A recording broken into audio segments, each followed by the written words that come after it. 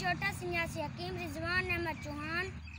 आपको आज मैं एक नुस्खा बता रहा हूँ। उससे पहले आपसे गुजारिश है मेरे चैनल को सब्सक्राइब करें। जिन्होंने किया हुआ है उनकी बड़ी मेहरबानी।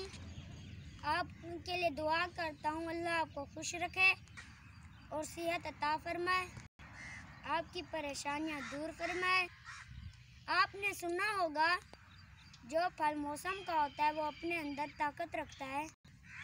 आपको और हकीमों ने बताया है सूखे लहसुन के कितने फ़ायदे होते हैं।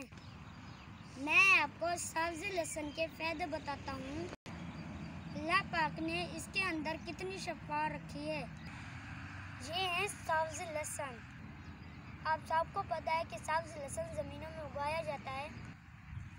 आपका इसे ताज़ा खाने से क्या फ़ायदा है।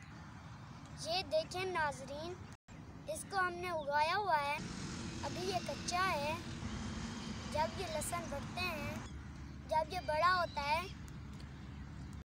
जहाँ इसकी 10-10 फलियाँ बन जाती हैं।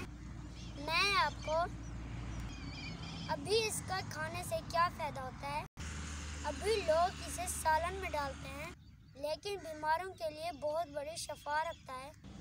जिन लोगों को दमा हो, जिगर का मसला हो, पेट में हर वक्त गैस बनी रहती हो, जब वो सुबह उठते हैं उनका मुंह कड़वा कड़वा लगता हो, ज़बान में खुश्की रहती हो, उनको चाहिए सुबह निहार मुंह इतनी वज़न की फली रोज़ाना इसको चबा चबा कर खानी चाहिए।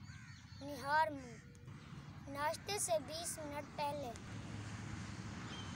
इसको छीलकर ऐसे छील लें, इधर से भी काट दें और इधर से भी छुरी से काट दें। करने से धो लें, इसको धोकर साफ कर लें। इसको थोड़ा थोड़ा चबाएं। मुंह में खाने से ये तीखा लगता है।